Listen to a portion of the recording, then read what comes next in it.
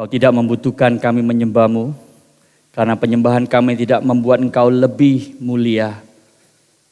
Tetapi justru karena Engkau begitu mulia ya Tuhan, kami seharusnya menyembah-Mu sebagai ciptaan terhadap pencipta. Sebagai umat tebusan yang sudah mengalami, mengecap kebaikan Tuhan, penebusan dosa kami oleh Kristus Yesus di atas kayu salib. Karena di sana ya Tuhan, Engkau memikul dosa kami dan kami mendapatkan kebenaran-Mu.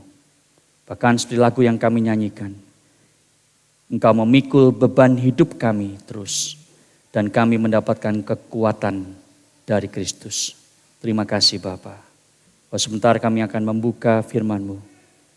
Mari ya Tuhan, berbicaralah kepada setiap kami, melampaui apa yang hamba-Mu mampu lakukan. Tolong dia dan tolong setiap kami. Dalam nama Tuhan Yesus. Amin. Jemaat dengan tetap bangkit berdiri untuk menghormati firman Tuhan, kita akan membaca bersama-sama Kisah Rasul 17 ayat 16 sampai 34 yang cukup panjang teksnya yang menjadi dasar khotbah hari ini.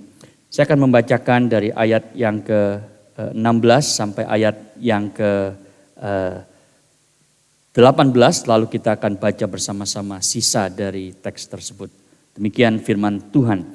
Sementara Paulus menantikan mereka di Athena, sangat sedih hatinya karena ia melihat bahwa kota itu penuh dengan patung-patung berhala. Karena itu di rumah ibadat ia bertukar pikiran dengan orang-orang Yahudi dan orang-orang yang takut akan Allah. Dan di pasar setiap hari dengan orang-orang yang dijumpainya di situ. Dan juga beberapa ahli pikir dari golongan Epikuros dan Stoa bersoal jawab dengan dia. Dan ada yang berkata, apakah yang hendak dikatakan si Plater ini? Tetapi yang lain berkata, rupa-rupanya ia adalah pemberita ajaran dewa-dewa asing. Sebab ia memberitakan Injil tentang Yesus dan tentang kebangkitannya bersama-sama.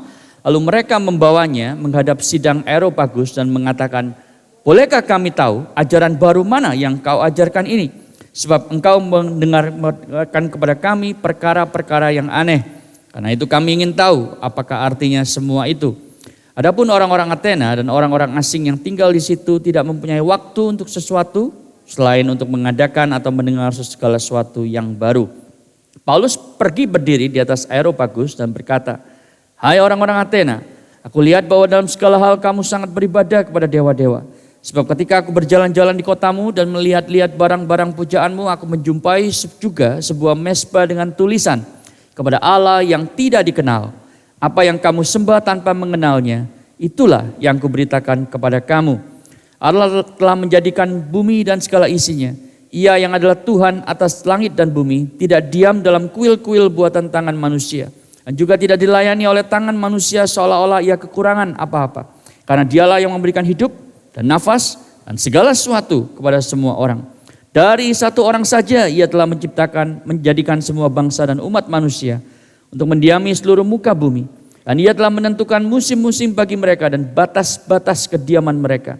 Supaya mereka mencari dia. Mudah-mudahan menjamah dan menemukan dia. Walaupun dia tidak jauh dari kita masing-masing. Tetapi di dalam dia kita hidup, kita bergerak, kita ada. Seperti yang telah juga dikatakan oleh pujangga-pujanggamu. Sebab kita ini dari keturunan Allah juga.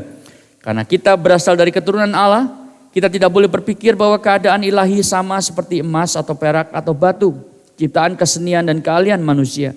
Dengan tidak memandang lagi zaman kebodohan, maka sekarang Allah memberitakan kepada manusia bahwa di mana-mana semua mereka harus bertobat. Karena ia telah menetapkan suatu hari pada waktu mana ia dengan adil akan menghakimi dunia oleh seorang yang telah ditentukannya. Sesudah ia memberikan kepada semua orang suatu bukti tentang hal itu dengan membangkitkan dia dari antara orang mati. Ketika mereka mendengar tentang kebangkitan orang mati, maka ada yang mengejek dan yang lain berkata, lain kali saja kami mendengar engkau berbicara tentang hal itu. Lalu Paulus pergi meninggalkan mereka. Tetapi beberapa orang laki-laki menggabungkan diri dengan dia dan menjadi percaya. Di antaranya juga Dionysius, anggota majelis Areopagus, dan seorang perempuan bernama Damaris. Dan juga orang-orang lain bersama-sama dengan mereka. Silakan duduk jemaat sekalian, demikian jauh pembacaan firman Tuhan. Saudara, kita ada di dalam seri khotbah The Missional Church, dan ini adalah khotbah yang terakhir terkait dengan kebaktian bahasa Inggris yang kita akan mulai minggu yang akan datang. Saudara, di dalam Kisah Rasul pasal yang ke-17 kita sampai ke dalam perjalanan misi Paulus yang kedua dan dia tiba di sebuah kota yang bernama Athena yang tentunya ada di Yunani. Dan di dalam Kisah Rasul 17 ayat 16 sampai 34 ini saudara, Paulus memberi kita sebuah model bagaimana kita bisa melayani di masyarakat yang pluralistik seperti di Melbourne ini.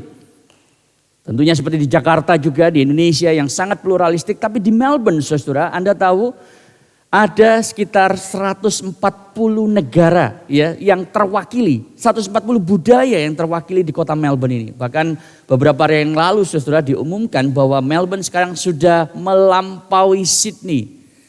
Jadi Melbournians, kalau Anda tinggal di kota ini, kita sekarang ada di kota terbesar di Australia. Dengan berbagai macam orang dari berbagai macam budaya, bangsa, dan bahasa. Itu sebab saudara, bagaimana kita melayani mereka di dalam ibadah bahasa Inggris. Bagaimana kita melayani orang-orang dari berbagai macam background ini saudara. Di sini kita mendapatkan pelajaran yang penting.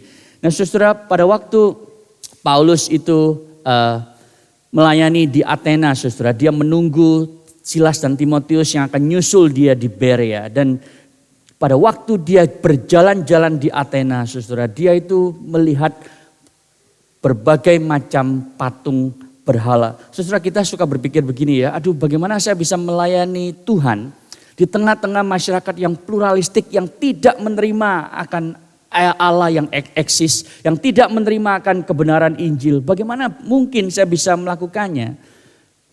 Bahkan orang-orang ini sangat hostile, sangat skeptikal terhadap imanku. Pada waktu kita membaca Kisah Rasul 17 ini saudara. Semoga Anda mendapatkan satu perasaan seperti yang saya rasakan. Yaitu kita ter-encourage, kita termotivasi. Kenapa saudara? Karena ternyata kekristenan itu lahir di tengah-tengah masyarakat yang juga sangat skeptis. Yang juga sangat hostile terhadap iman Kristen. Dan ini yang dialami Paulus. Jadi kalau kita bilang bahwa aduh hari ini sulit ya jadi orang Kristen. Saudara, pendapat itu sebetulnya tidak benar, tidak akurat saudara. Karena di abad-abad yang pertama itu sudah sangat sulit saudara untuk jadi orang Kristen dan menyatakan kesaksian mereka sebagai orang Kristen. Bahkan mungkin lebih sulit karena waktu itu kalau Anda tidak hati-hati kepala Anda hilang. Anda dijadikan makanan singa, dijadikan lilin hidup saudara. Hari ini tidak terjadi itu di Australia. Tetapi saudara memang hidup kita di Australia itu tidak jauh berbeda dengan Kisah Rasul pasal yang ke-17 yang kita lihat. Tetapi yang luar biasa ketika Paulus itu bertukar pikiran melayani orang-orang Athena. Saudara, sekitar 250 tahun setelah Paulus melayani di Athena saudara. Maka the mainline culture, the dominant culture itu digantikan saudara dengan firman Tuhan. Dengan budaya yang berasal dari firman Tuhan. Jadi kalau Tuhan memakai hamba-hambanya saudara. Untuk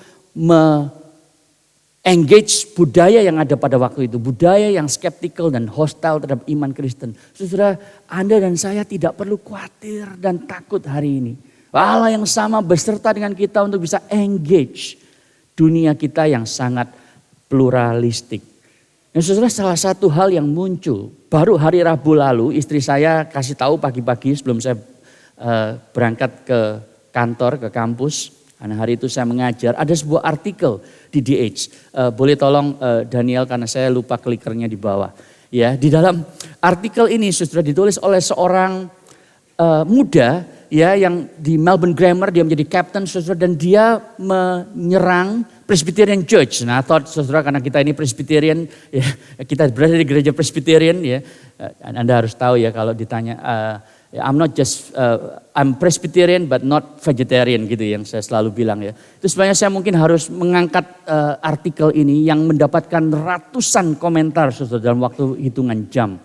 Dan dia berkata saudara bahwa Presbyterian Church Australia itu melarang orang-orang yang memiliki kecenderungan homosexuality atau lesbianism untuk menjadi kapten, menjadi leaders di sekolah. Dan itu sebabnya dia merasa dia itu beruntung untuk bisa sekolah di sekolah yang tidak melarang itu. Lalu dia menyerang Presbyterian Church of Australia. Saudara, ini adalah satu gambaran kecil bagaimana society kita itu sekarang seperti ini, saudara.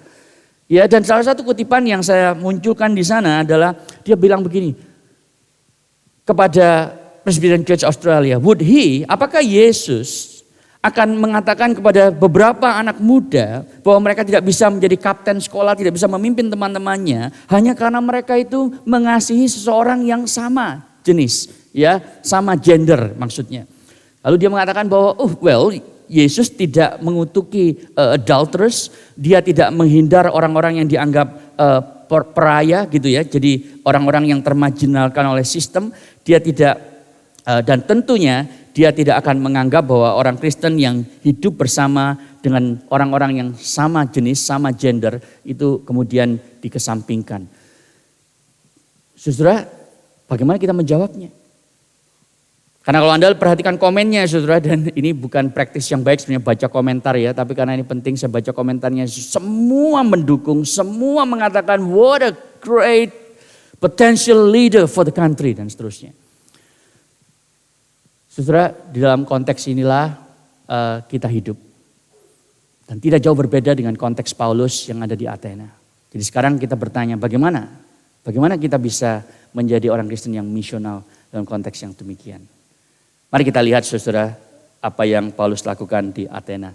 3 hal, yang pertama saudara dia memberikan faithful presence, yang kedua contextual presentation, dan yang ketiga personal plea.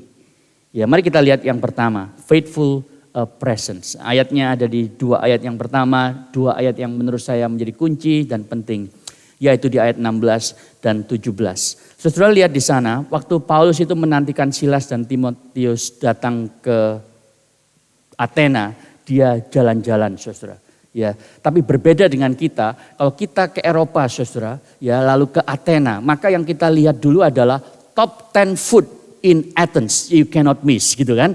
Anda mau lihat di mana restoran yang paling enak jual souvlaki, jual baklava gitu ya. Paulus enggak saudara, dia itu keliling kota untuk melihat apa sih yang menjadi berhala dari penduduk kota ini. Itu yang dia lakukan saudara.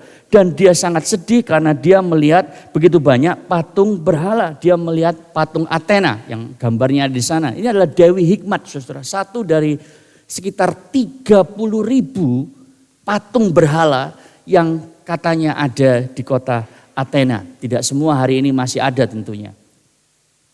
Lalu ada dewa Apollos, dewa musik, dewa seni, ada dewa Ares, dewa perang, ada Aphrodite. Dewa kenikmatan, saudara, Poseidon, laut, dan Zeus, halilintar, the king of gods. Dan banyak hal yang lain lagi, saudara, yang dilihat oleh Rasul Paulus. Jadi pada waktu dipakai kata, dan dia karena ia melihat, saudara. Kata melihat ini bukan kata yang biasa dipakai di perjanjian baru, tetapi kata yang khusus, saudara. Kata theoreo itu diterjemahkan theorize about the scene. Jadi dia berteori tentang apa yang dia lihat saudara. Pada waktu dia melihat patung-patung berhala itu, dia bukan hanya melihat seperti biasa kita melihat lukisan dan melihat berbagai macam hal yang perlu dilihat sebagai turis. Tetapi dia melihat bahwa di balik setiap masalah manusia itu ada berhala. Di balik setiap masalah psikologis yang kita alami itu ada berhala. Di balik setiap masalah relasional yang kita alami dengan suami, istri, anak, orang tua, itu adalah berhala. Di balik setiap masalah intelektual, di balik setiap masalah moral, saudara kita ingin melakukan hal-hal yang berdosa. Di balik semua itu ada berhala. Jadi saudara, masalah kita yang terbesar bukan karena hal-hal yang jelek, yang salah yang kita lakukan, tetapi hal-hal yang baik yang kita jadikan terutama dalam hidup kita menggantikan Tuhan. Kita menyembah berhala, saudara. Dan itu yang membuat Paulus itu sangat sedih. Lalu apa yang dia lakukan saudara? Dia dikatakan bertukar pikiran di 2 tempat. di sinagog itu untuk orang Yahudi dan orang-orang non-Yahudi yang berbahasa Yunani, saudara. Kemudian dia juga pergi ke pasar. Nah saudara, ini yang menarik. Dia tidak hanya pergi ke sinagog, setiap kali dia main di satu kota selalu dia itu pergi mencari tempat ibadat orang Yahudi memang. Itu selalu menjadi pola Rasul Paulus. Tetapi saudara, dia juga ke pasar. Nah, kita waktu membaca dalam Alkitab Indonesia pasar, kita tuh mikirnya gini saudara. QV Market gitu ya, South Melbourne Market. Tapi Agora, pasar, kalau Anda pernah melihat film Hollywood tentang Agora, itu beda dengan konsep kita tentang QV Market atau tentang mall gitu ya. Ini bukan bicara soal mall, tapi ini bicara soal tempat publik di mana semua hal dilakukan pada waktu itu.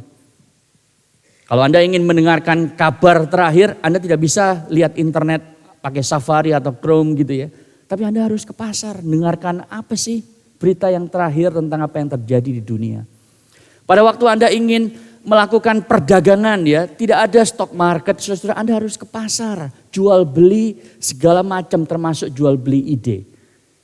Pada waktu mereka ingin mendebatkan sebuah ide, saudara, tidak ada jurnal pada waktu itu. Jadi kalau Anda menjadi akademisi pada waktu itu, ya kalau hari ini saudara, seperti saya harus tulis jurnal, kemudian dikritik, kemudian diberikan rejoinder, kemudian terjadilah dialog akademis melalui jurnal, saudara. Tapi zaman itu nggak ada. Jadi bagaimana caranya? Anda harus berdiri di tengah-tengah agora itu, kemudian menyampaikan ide Anda, kemudian ada pertanyaan, dan terus bertukar pikiran. Dan itu yang dilakukan oleh Rasul Paulus, saudara. Dikatakan di sana, di rumah ibadat dan di pasar dia bertukar pikiran setiap hari. Bukan cuma sekali, saudara. Setiap hari itu yang dia lakukan dengan orang-orang yang dijumpainya di situ. Jadi siapa aja yang datang, dia melayani. Saudara, ini bukan khotbah, tapi ini dialog. Kata asli yang dipakai itu artinya dialog, saudara. Dia memakai Socratic method yang pernah hidup di Athena sekitar 500 tahun sebelum Rasul Paulus. Dia memakai metode Socratic. Apa artinya, saudara? Artinya adalah dia mencoba mendengarkan dengan baik worldview mereka, cara pandang mereka. Lalu mencoba untuk menantang cara pandang tersebut berdasarkan premis-premis dasar mereka. Nanti saya berikan beberapa contoh, saudara. Tetapi Paulus itu mendengar lalu dengan memakai premis-premis mereka, dia bilang, kamu yakin itu yang kamu percaya? Kalau kamu percaya A, kenapa kamu berbuat seperti ini? Jadi misalnya saudara, Paulus berkata, kalau kamu tidak percaya ada Allah Yehova, kenapa kamu membuat sebuah patung yang ditulis kepada Allah yang tidak kamu kenal? Berarti kamu sedang menyembah sesuatu yang kamu tidak mengerti dan kamu mengakui bahwa kamu adalah orang-orang yang sangat berpendidikan. Nah saudara, itu yang Paulus kira-kira lakukan, saudara, bertukar pikiran dengan orang-orang yang ada di Agora. Saudara, sampai di sini Anda mungkin berpikir begini, tapi kalau begitu apakah aplikasinya bagi saya harus seperti Rasul Paulus. Ya nanti pulang gereja semua ke Bourke Street, wah lalu taruh satu kotak begitu lalu berdiri di atas kotak. Lalu Anda bilang, saudara-saudara Melbournians gitu ya. Saudara, enggak, itu bukan aplikasinya. Kalau itu aplikasinya Anda salah. Sama seperti Anda membaca tentang cerita Petrus yang setelah jadi nelayan lalu Petrus diberitahu Yesus, ikutlah aku, engkau akan menjadi penjala manusia. Lalu kita meninggalkan profesi kita. Saya tidak boleh jadi akuntan, saya nggak boleh jadi guru, maka saya harus mengikuti Yesus penuh waktu. Bukan itu, saudara, aplikasinya. Jadi jangan salah aplikasi. Ya, aplikasinya apa, saudara? Aplikasinya adalah sesuatu yang lebih prinsipil, yang lebih dasar, yaitu bahwa Injil seharusnya, saudara, tidak kita pahami sebagai sesuatu yang hanya mempengaruhi personal life kita, tetapi juga public life kita. Itu sebabnya saya sebut ini sebagai faithful presence. Dimanapun Anda berada, Anda setia sebagai orang yang memahami Injil dan hidup sepadanan dengan Injil itu di ranah publik. Injil bukan hanya kita pakai dan dengar dan alami di ruangan ini, di 4 tembok ini jam 10:30 sampai jam 12 hari Minggu, tidak, saudara. Tapi hari Senin, Selasa dan seterusnya, Injil itu akan mempengaruhi seluruh hidup kita, termasuk hidup kita di tempat kerja, di kantor, di kampus, di rumah, dimanapun Anda berada. Faith is always personal but never private. Iman itu selalu bersifat personal tetapi tidak pernah privat. Akan mempengaruhi cara Anda berinteraksi dengan berbagai macam orang di publik, saudara. Akan mempengaruhi cara Anda memperlakukan uang. Kalau dulu Anda hidup untuk uang, dari pagi melek mata yang dipikirkan adalah siapa yang aku akan makan hari ini. Itu kalau konglomerat bilang. Ya kan, kalau belum konglomerat apa yang aku akan makan gitu ya kira-kira. Kalau sudah konglomerat, siapa yang aku akan makan hari ini. Jadi saudara, itu sebelum kita kenal Kristus. Tapi setelah kita kenal Injil, kita bilang ya memang saya perlu uang. Tetapi uang bukan segalanya. Uang hanyalah alat dan tidak boleh menjadi Tuhan dalam hidupku. Itu sebab sekarang aku akan memakai uang yang Tuhan percayakan kepadaku untuk melayani Dia melalui melayani orang lain. Kita bekerja keras tapi bukan untuk uang lagi. Saudara, inilah faithful presence. Di kebaktian Paskah waktu saya berkhotbah di sini, beberapa Anda tidak ada di sini. Saya bercerita saudara tentang sebelum Minggu Paskah itu saya diundang ke ANU oleh seorang rekan saya, profesor di sana saudara, dan dia mengadakan for the first time gathering of leadership scholars from Australia. Ya, jadi semua kira-kira hanya 20 orang saudara ya, by invitation only. Dan di awal pembukaan acara itu saudara, mereka itu sudah cari tahu tentang apa yang semua nggak tahu saudara, tentang setiap dari kita gitu ya. Lalu ada yang bilang pakai main itu ya, trivia pursuit itu ya. Jadi siapa yang ternyata adalah juga tukang sulap di tengah-tengah kita, lalu tebak-tebakan gitu ya. Oh si ini mungkin ini. Siapa yang adalah movie buff gitu ya, tahu semua movie gitu. Nah lalu saudara, ketika foto saya muncul, sebelum foto saya muncul, pertanyaannya adalah siapa di antara kita yang juga adalah Christian minister gitu ya. Semua heran saudara, oh ada minister di tengah-tengah kita gitu ya. Muncul foto saya. Saudara, waktu itu terjadi, kenapa itu terjadi? Karena memang teman saya yang di ANU ini tahu saudara, karena kita dulu pernah kerjasama di satu universitas saudara ya. Dan dia tahu bahwa saya juga adalah seorang pastor, itu sebab dia mengatakan itu. Dan tentunya pada waktu mereka tahu semua, mereka langsung punya ekspektasi saudara, apa yang saya katakan, apa yang sikap saya itu adalah seorang yang seharusnya seorang pastor. Saudara, itu paling minimal yang kita perlu lakukan di tempat kerja. Tell your colleagues that you are a Christian. Dan ini cerita yang saya tidak ceritakan 2 minggu yang lalu saudara. Setelah conference itu di acara break saudara, ada seorang yang datang pada saya. Dia bilang, I'm also a Christian. But I rarely tell anyone. Saya juga seorang Kristen, saya adalah seorang akademik, tapi saya jarang ngomong kepada siapapun. Lalu dia bilang bahwa I've read your book and it's so inspiring dan seterusnya dan seterusnya. Dan dia berkata bahwa iya ya, seharusnya kita itu perlu untuk mencoba mengintegrasikan apa yang kita percaya dengan apa yang kita lakukan sehari-hari. Saudara, padahal saya nggak ngomong itu saudara. Saya nggak ngomong itu sama sekali, dia yang membuat konklusi seperti itu. Hanya karena ada rekan saya yang beritahu bahwa saya seorang pastor di gereja juga. Saudara, ini yang disebut sebagai faithful presence. Dan itu yang Paulus lakukan saudara. Anda mungkin tidak dipanggil menjadi pemberita Injil seperti Paulus. Tetapi Anda dipanggil untuk melakukan engagement secara publik. Dimanapun Anda berada.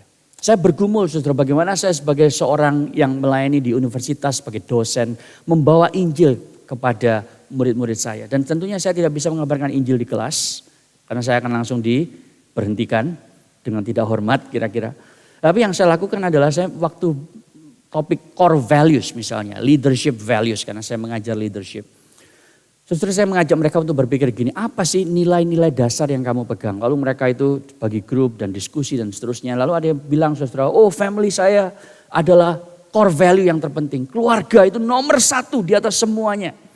Ada yang bilang kesehatan nomor 1 di atas semuanya. Kalau saya nggak sehat percuma punya segala sesuatu. Benar kan?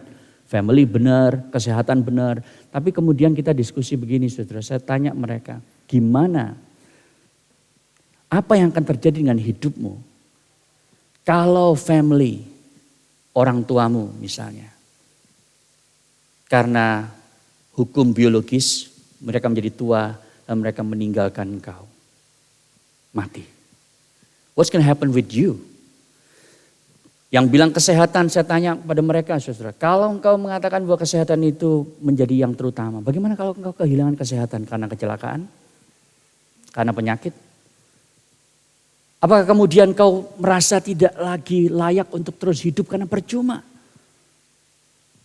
Ada atlet saudara, begitu banyak atlet sebetulnya yang karena kecelakaan tidak bisa lagi naik sepeda, tidak bisa lagi lari, tidak bisa lagi melakukan berbagai macam cabang olahraga. Kemudian mereka merasa hidupnya itu hancur dan selesai. Saudara, dari sana saya mencoba untuk menggoyahkan fondasi hidup mereka. And over the years I've done it, ada beberapa orang yang datang kepada saya, kalau begitu apa core value-mu? Saya bilang, oke, if you want me to discuss that with you, see me in my office. Saudara, bagaimana kita melakukan faithful presence itu? Anda harus bergumul, bertanya, Tuhan bagaimana saya bisa menjadi orang Kristen yang misional di tempat kerja saya. Di arena publik, sebagaimana panggilan, porsi, dan talenta yang kita miliki masing-masing. Itu bagi Anda yang orang Kristen. Bagi Anda yang bukan Kristen.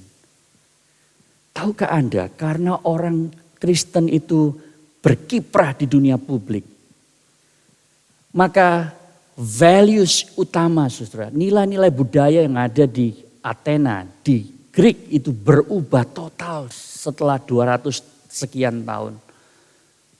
Ada sebuah buku saudara yang ditulis oleh Alvin Smith, seorang sosiologis, dalam slide berikutnya. Dia mengatakan saudara, ada banyak hal yang berubah di dalam sejarah manusia karena kekristenan. Saya berikan beberapa contoh saja. Sanctity of human life.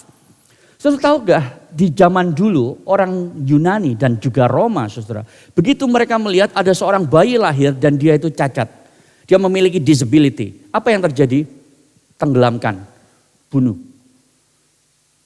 Kenapa? Karena mereka tidak layak hidup. Untuk apa kita memelihara, membesarkan seorang yang deform, disable? Itu yang terjadi saudara. Sampai ada seorang Kristen yang kemudian mengatakan bahwa tidak, mereka ini diciptakan di dalam rupa dan gambar Allah, mereka itu valuable. Whatever God allows to happen in our life, that is a blessing. Itu sebab pembunuhan bayi yang lahir tidak normal, dalam tanda kutip saudara, itu kemudian dihentikan prakteknya. Saudara, kalau kita hari ini ditanya, kenapa kita tidak membunuh lagi orang-orang yang punya disabilities? Tanya kepada orang-orang yang belum percaya, jawaban mereka mungkin, well it's wrong, it's morally wrong. Iya, tapi kenapa morally wrong? Why is it morally wrong? Kenapa tidak salah secara moral? Saudara, mereka tidak akan bisa menemukan jawabannya. Mereka hanya bisa mengatakan, menurut saya itu salah. Berlawanan dengan hati nurani saya. Tapi dari mana kamu bisa punya dasar pendapat bahwa itu salah? Karena kalau kita mengikuti budaya yang ada dari tahun ke tahun saudara. Yang terjadi di zaman Rasul Paulus adalah survival of the fittest.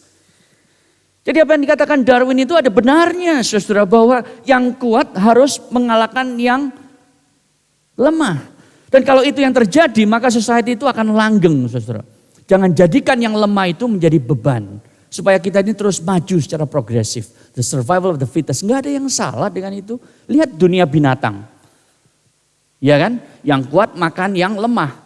Dan akhirnya mereka survive sampai sekarang. Maka kita manusia juga harus begitu. Saudara, makin dipikir makin gak ada alasan. Kecuali satu saudara. Tuhan. Kalau Tuhan tidak ada, maka tidak ada sanctity of human life. Kita tidak mempunyai alasan yang kuat untuk tidak membunuh orang-orang yang lemah di tengah-tengah kita. Saudara, ini salah satu argumen yang dimunculkan oleh Alvin Smith dan ada banyak yang lain yang saya nggak punya waktu untuk bahas satu demi satu. Tetapi saudara, Anda yang bukan Kristen, Anda harus sadar, lihatlah sejarah saudara. Karena banyak orang hari ini sulit untuk menerima Injil karena mereka tidak pernah lihat sejarah. Bagaimana semua ide-ide besar dalam dunia ini dipengaruhi oleh kekristenan saudara. Anda hari ini bisa sekolah di Melbourne Uni, di Monash, di RMIT, Deakin, dan semua universitas yang ada di kota Melbourne. Karena orang Kristen yang memulai university. If you do not know that, read history books.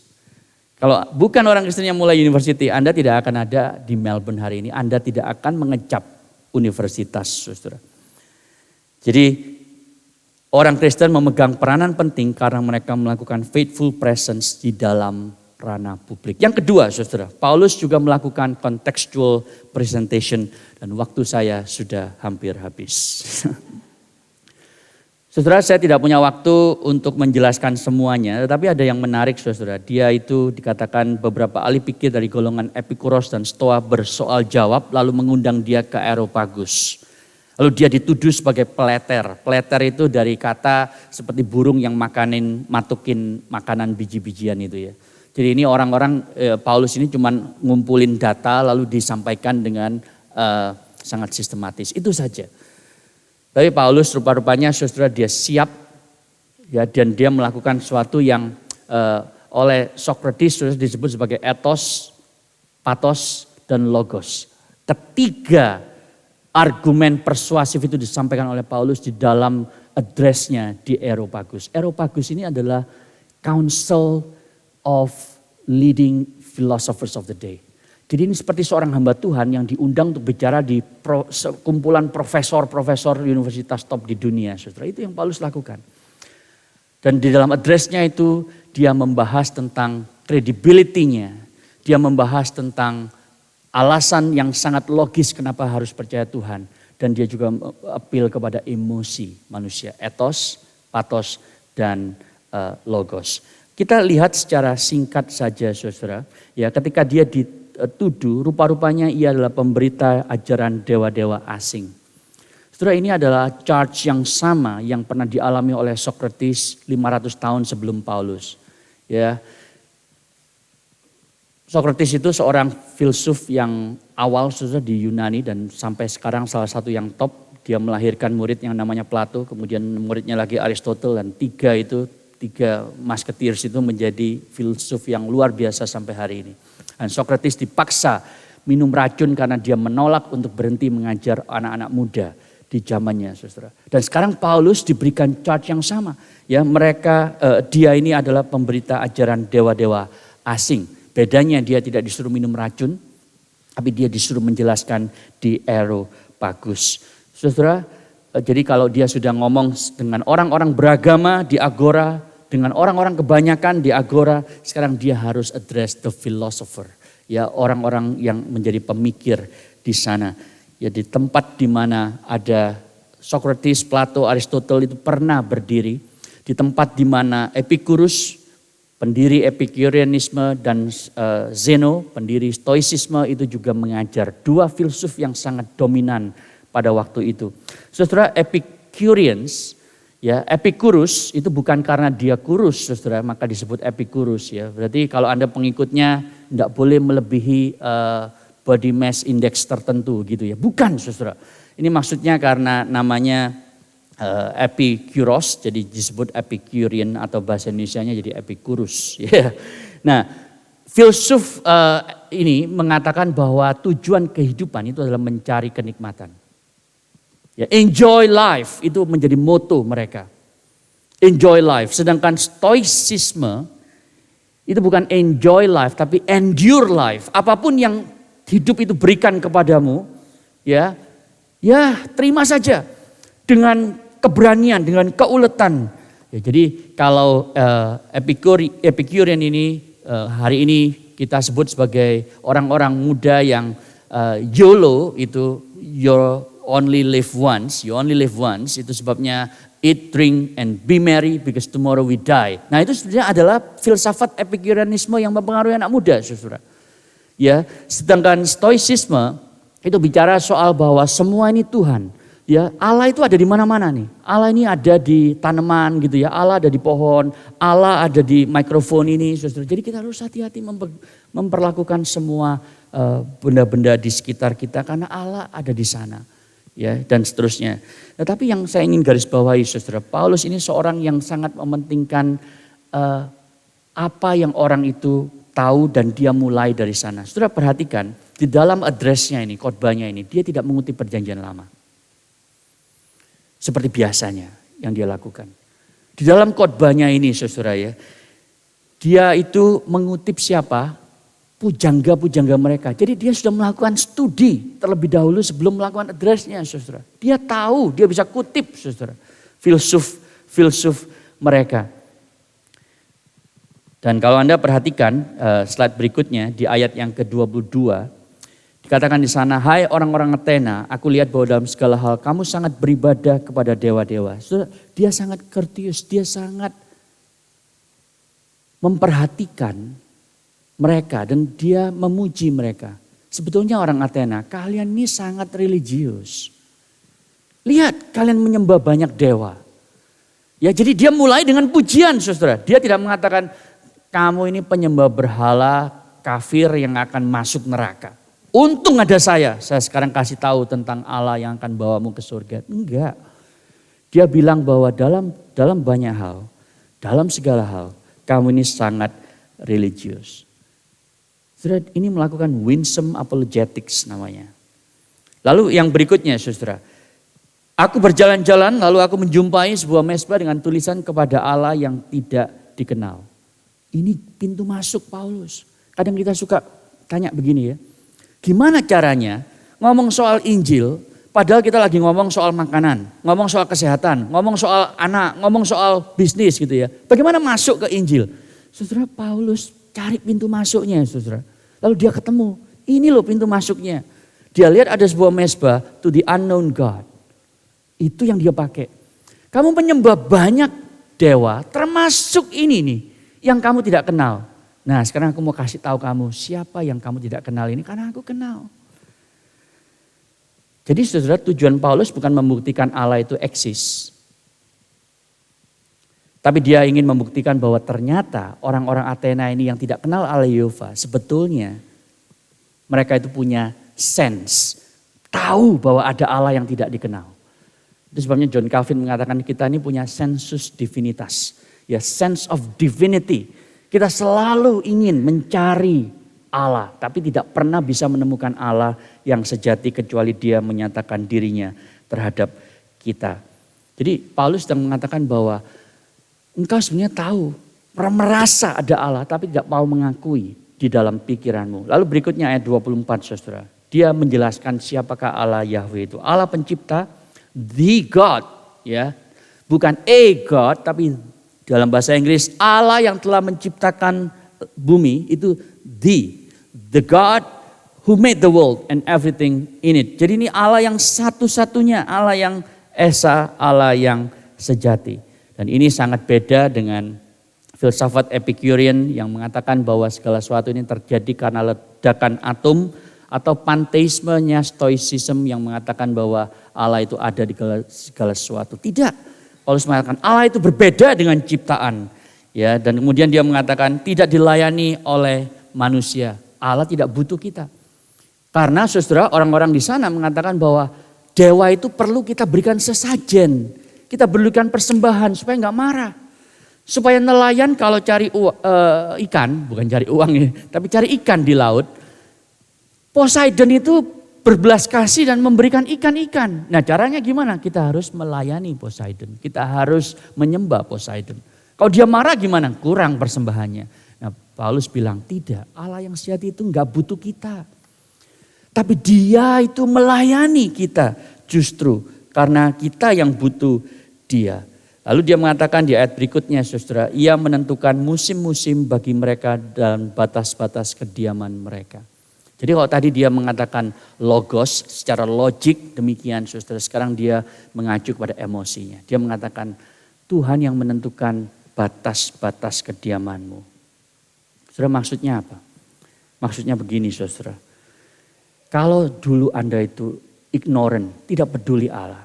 Tapi ada peristiwa-peristiwa yang terjadi sehingga sampai sekarang Tuhan itu mau engkau kembali kepada Dia. Saudara, kalau Anda itu ada di Melbourne hari ini, Anda bisa kenal Tuhan di Melbourne. Itu karena Allah sudah menentukan. Allah sudah mematok saudara batas-batas kediamanmu sehingga hari ini Anda ada di Melbourne dan bisa mengenal Dia. Itu sebabnya Allah yang jauh lebih besar, yang jauh lebih hebat. Dia adalah Allah yang juga dekat, yang transenden dan imanen dan sekarang ingin Anda kembali kepadanya. Semua peristiwa hidup kita menggiring untuk kita itu datang kepadanya. Itu yang Paulus katakan di dalam khotbahnya. Dan yang ketiga, saudara, yang terakhir dia melakukan personal plea ayat 30 dan 3 sampai 34. Dan di sini sudah dia mengatakan bahwa dengan tidak lagi memandang pada zaman kebodohan, ya, Allah memberitakan kepada manusia mereka harus bertobat. Ini ajakannya untuk semua orang yang mendengar itu bertobat. Jadi Paulus sedang mengatakan begini. Berbeda dengan Epikurean dan Stoicisme, hidup itu bukan satu progres menuju kepunahan seperti Epikurean.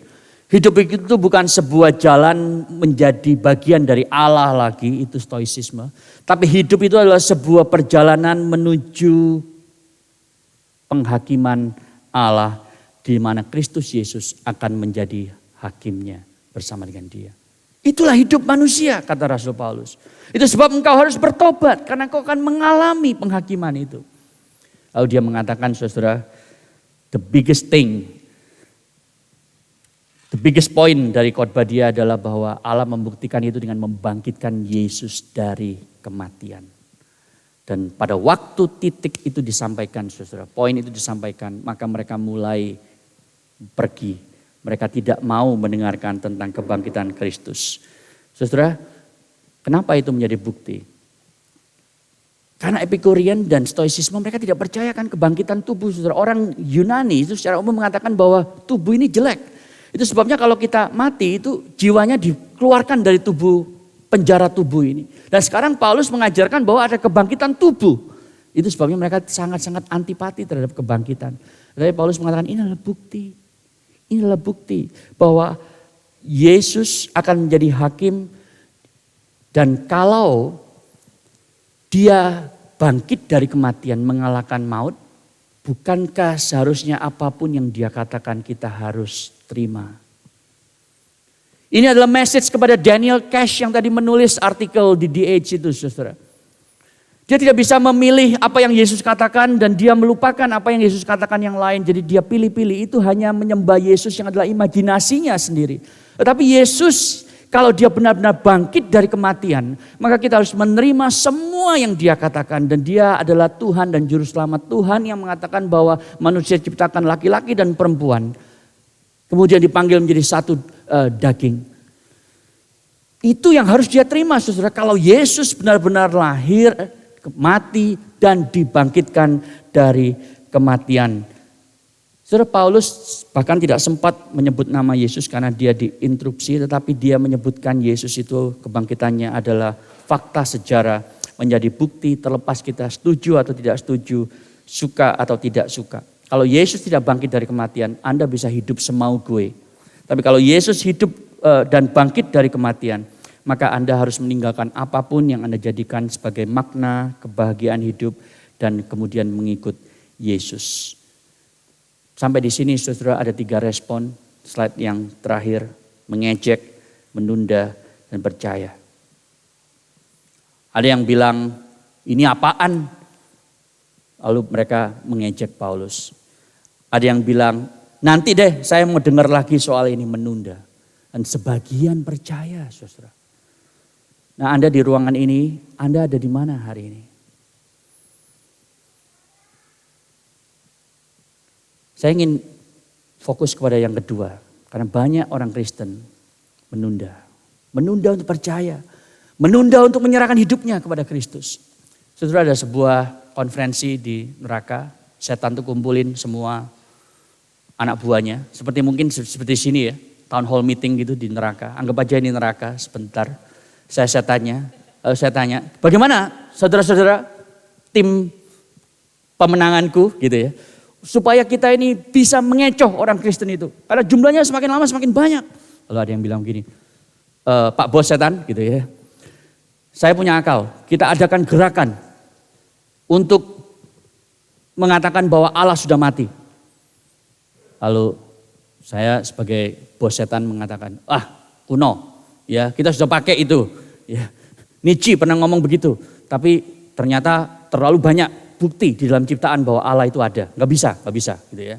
Ada yang lain, lalu ada yang ngomong dari belakang, saudara ya. Bagaimana kalau kita berikan bisikan-bisikan kepada orang Kristen itu bahwa Alkitab itu salah, ya Alkitab itu kuno dan seterusnya. Terus ada yang menjawab, nggak bisa lagi. Itu sudah kita lakukan dari sejak abad pertama. Kita bakar Alkitab, kita jadikan itu macam-macam tafsiran gitu ya. Tetapi orang tetap saja karena ternyata Alkitab itu self-authenticating. Jadi bagaimana dong gitu ya. Wah semuanya terdiam, saudara. Akhirnya dari paling belakang sekali ada yang angkat tangan gini. Pak, saya masih baru bergabung dengan ini ya, The League of Satan ini ya. Tetapi saya mau usul, bagaimana kalau kita mempengaruhi orang Kristen begini? Ya mereka boleh percaya bahwa Allah ada. Mereka boleh percaya Alkitab itu ada. Mereka bahkan boleh percaya Yesus datang dan mati dan dibangkitkan. Tapi kita bisikin mereka, nanti saja. Percayanya nanti saja. Tunda keputusanmu untuk ikut dia karena semua hal di dunia ini masih nikmat. Karir, uang, kesuksesan. Nanti saja. Dan karena itu saudara, ide tersebut yang by the way kemudian disambut dengan tepuk tangan yang luar biasa. Luar biasa ini orang, ayo kita promosikan gitu ya jadi letnan setan. Tapi karena menunda saudara, banyak orang yang belum sampai hari ini mengambil keputusan menerima Kristus. Apakah Anda salah satunya? Mari kita berespon kepada Tuhan hari ini. Supaya Anda tidak lagi dikelabui oleh si jahat dan datang kepadanya. Itu personal plea Rasul Paulus. Itu juga personal plea saya. Come to Christ. Come today. Bapak kami menyerahkan setiap diri kami. Engkau yang melihat siapa diri kami ya Tuhan. Terlalu banyak bukti yang menunjukkan bahwa Allah ada.